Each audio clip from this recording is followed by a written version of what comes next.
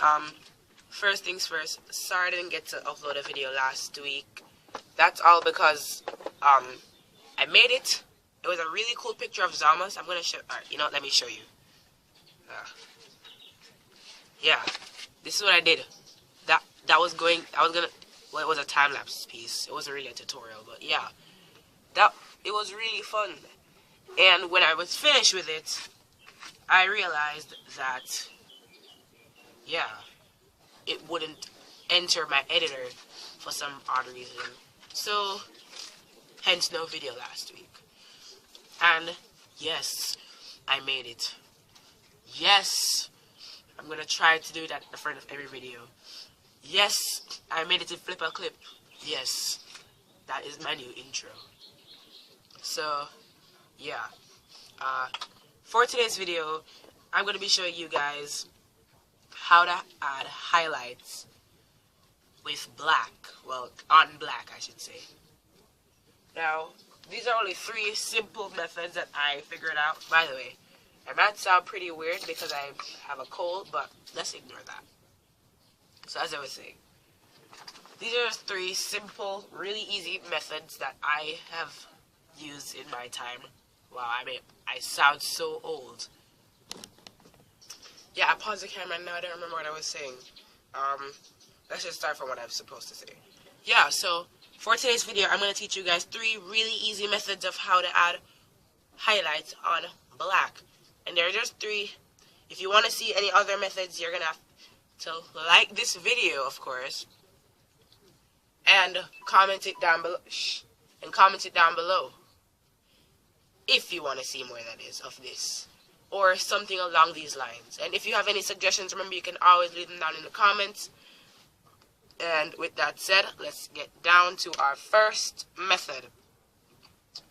Now, method 1 is the easiest method, and a lot of people already use this method. There's nothing really to it. And it is correction fluid. It's easy to use and apply. Use and apply. Aren't they basically like the same thing? Well, whatever. You can easily put that color down. And there you go. You already have a highlight on your black.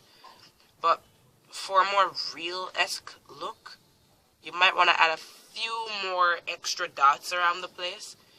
That way you can get a more, you know what I mean? So it looks a bit more glossy and shiny, and that adds a really nice effect to it. So that is our, oh wow, blue ink, wow. First method, correction fluid. Yeah, I'm not very good at writing, I'm sorry. That's just how I normally write though, so it's not really like I was trying anything much. Now for our second method, and I'm sorry this page is dirty, but that's pretty much the only reason why I chose this video idea. And method 2, I should say, is crayon. Yes.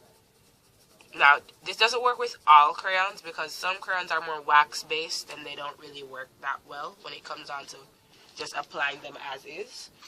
But a lot of them do.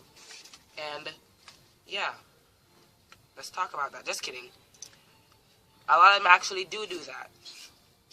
Because how they are, they just still, being that the black is a permanent marker, it's not gonna press down or take out any of the texture that the paper already had.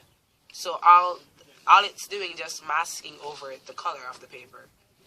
With that, you can easily still put white crayon or any color you think your highlight needs to be.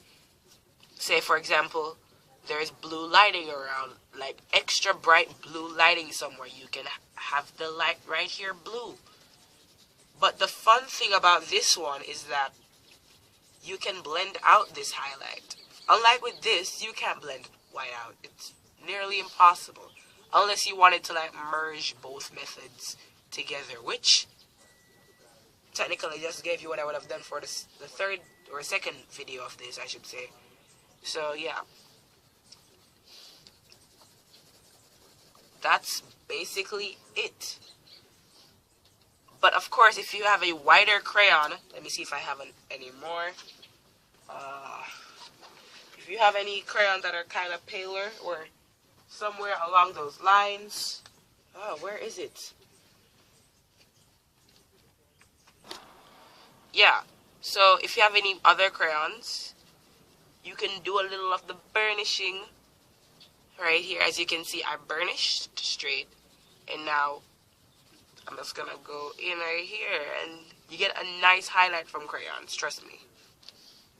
Now, that's method 2, crayons.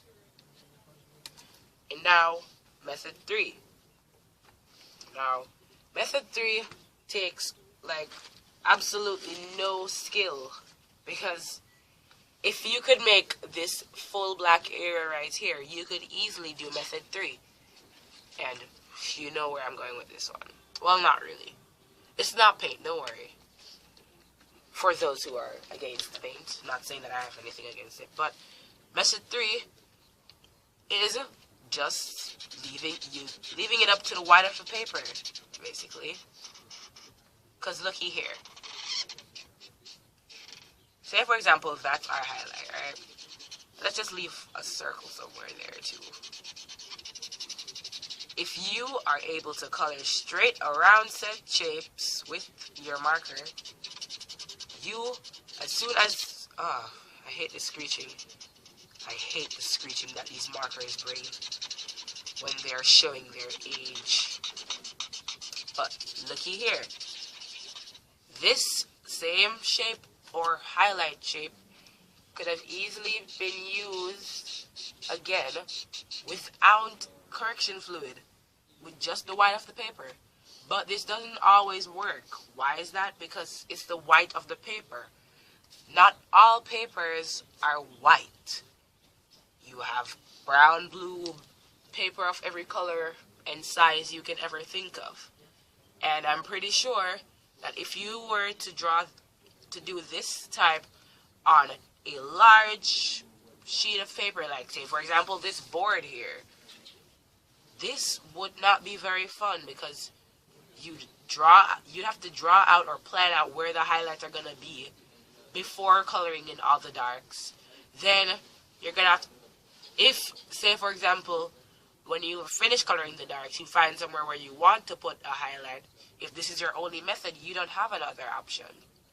You can't say, oh, well, this highlight here doesn't look good, so let me just black it out and then use my correction. No, you don't have that. Because if this is all you're using, then you're using what you have. So method 3, white of paper. Well, that's all for today's video.